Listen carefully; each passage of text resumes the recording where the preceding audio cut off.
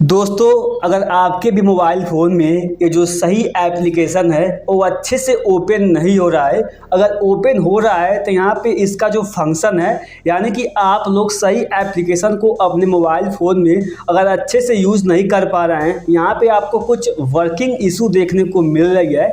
तो आज की इस वीडियो में मैं आपको तरीका बताने वाला हूँ जिससे आप लोग सही एप्लीकेशन के प्रॉब्लम को आसानी से फिक्स कर सकते हैं। यहाँ पे इसकी ओपनिंग प्रॉब्लम को भी फिक्स कर सकते हैं। करना क्या होगा, सबसे पहले आपको अपने प्ले स्टोर को ओपन करना है, क्योंकि हो सकता है आपका जो सही एप्लीकेशन है वो काफ़ी लंबे समय से आपके मोबाइल फ़ोन में इंस्टॉल हो।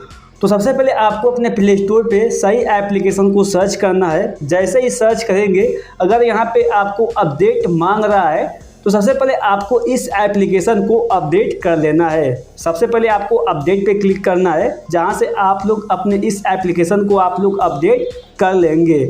उसके बाद से करना क्या है, जब आप लोग एक बार इस एप्लीकेशन को अपडेट कर लेते हैं, उसके बावजूद भी अगर आपका सही एप्लीकेशन प्रॉपर ढंग से प्रॉपर तरीके से अगर काम नहीं करता है, यहाँ पे आपको स्टॉक खरीदने में या फिर स्टॉक बेचने में अगर दिक्कत का सामना करना पड़ रहा है, यानी कि आपको इसका जो वर्किंग इशू है वो आपको फेस करना पड़ रहा है।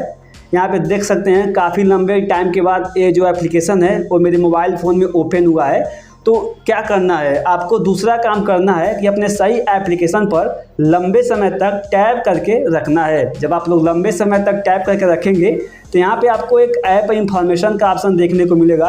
आपको ऐप इंफॉर्मेशन पे क्लिक करना है और यहाँ पे आपको स्टोरेज यूजेज पे क्लिक करके यहाँ पे देख सकते हैं क्लीन डाटा और क्लीन कैच कर देना है।